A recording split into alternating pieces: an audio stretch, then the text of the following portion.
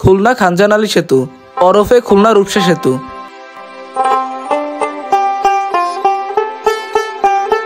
খুলনার সবথেকে বড় এবং সবথেকে সুন্দর সেতুই বলা হয় এই সেতুটিকে। তাই তো প্রতিদিনই এই সেতুতে অনেক পরিমাণ পর্যটক ভিড় করে এবং শুক্রবার হলে তো এখানে পা রাখারও জায়গা থাকে না। যেমন পর্যটকরা রূপসা সেতুটি উপভোগ করতে আসে, তেমনইভাবে রূপসা সেতুর টোল প্লাজার কাছের গরুর দুধের চা খেতেও কিন্তু সবাই ভিড় করে।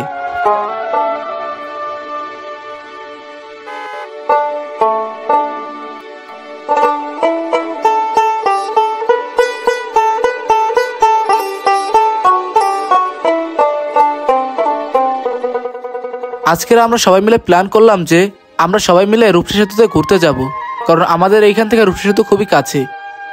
তাই আমরা একটি সিএনজি ভাড়া করে চলে আসলাম রূপসা সেতুর সামনে। আপনারা রূপসা স্ট্যান্ড বা যে কোনো জায়গা থেকে সিএনজি আলাদেরকে বললেই আপনাদেরকে রূপসা সেতুতে নিয়ে আসবে, আর মাত্র ভাড়া নেবে আপনাদের কাছে 15 টাকা।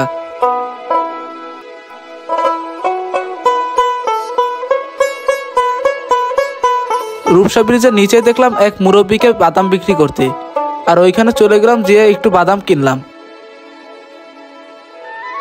এবং বাদাম কেনা শেষেই দেখলাম যে রূপসা ব্রিজের নিচেই একটি মসজিদ আছে। এইটি একদম রূপসা ব্রিজের সিঁড়ির সাথেই মিলানো। এখানে যেমন স্থানীয় ব্যবসায়ী এবং লোকেরা নামাজ আদায় করে, তেমনি ঘুরতে আসা পর্যটকরাও নামাজ আদায় করতে পারে।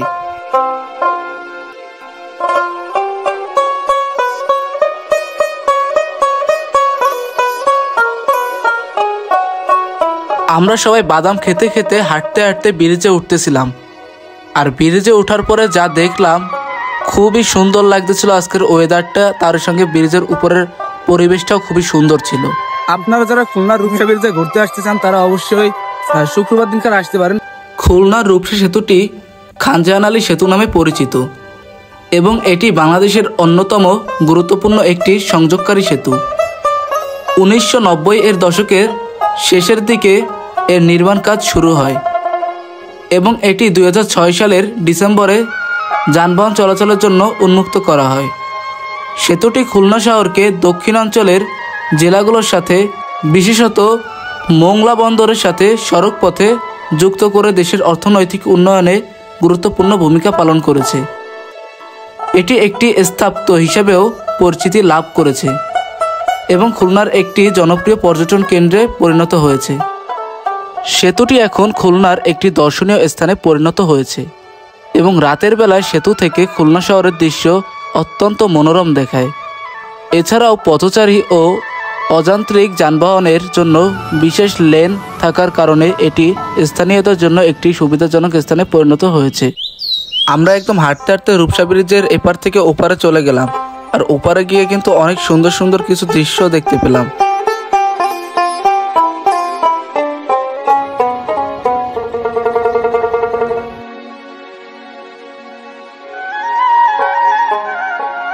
খুলনা রূপসা ব্রিজের ওপারে কিন্তু হরেক রকমের দোকানপাট দেখা যায়, আর এই দোকানপাটগুলো কিন্তু একদম ব্রিজের নিচেই বসে। কিছু কিছু বিশেষ দিনে কিন্তু এইখানে দোকানপাটে ভরে যায়, যেমন শুক্রবার দিন এবং ঈদুল আজহা এবং ঈদুল ফিতরের দিনকারও কিন্তু এই জায়গায় অনেক পরিমাণের দোকান বসে।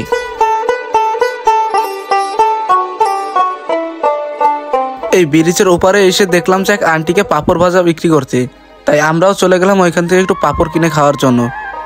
আপনারা যারা এই রূপসা ব্রিজে ঘুরতে আসবেন তারা কিন্তু বিভিন্ন জায়গা থেকে বিভিন্ন ধরনের জিনিস কিনে খেতে পারেন। এইখানে যেমন পাঁপড় ভাজা বিক্রি করে, পাশে কিন্তু আবার বাদাম বিক্রি করে, তার পাশে কিন্তু আবার আচার বিক্রি করে, আরও অনেক ধরনের জিনিসই আছে। আপনাদের যার যার যা পছন্দ তাই পাবেন এইখানে।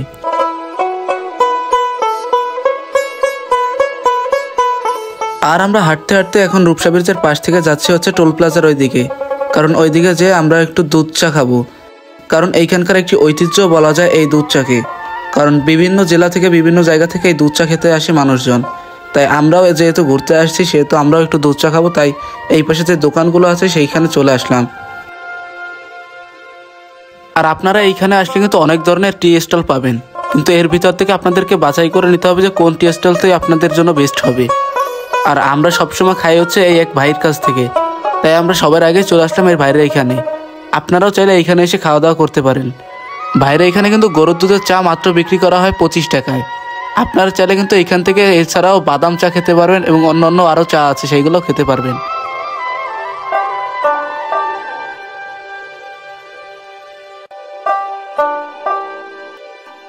টোল প্লাজার এখানে চা খেতে আসার পরে আমার বন্ধুদের সাথে দেখা হয়ে গেল, আর তাদের সাথেও আমি কিছুক্ষণ আড্ডা দিলাম এবং এখানে এসে একটু লাল চা খেলাম। দেখলাম যে ওরা সবাই লাল চা খেয়েছিল। আমার বন্ধুদের সাথে কিন্তু প্রায় মেলা দিন পর দেখা হয়েছে, যার জন্য জমিয়ে আমরা আড্ডা দিচ্ছিলাম। আর তার আড্ডা দেওয়ার সাথে সাথেই শুনলাম যে এদিকে আমাদের নাকি চা রেডি হয়ে গেছে, তাই আবার এদিকে চলে আসলাম দুধ চা খাওয়ার জন্য। আপনারা প্রথমেই দেখতে পাবেন যে মাটির 4 কাপে কিন্তু শল লাগিয়ে দেওয়া হচ্ছিল। আর আপনারা চাইলে কিন্তু এই মাটির মালসাও চা খেতে পারেন।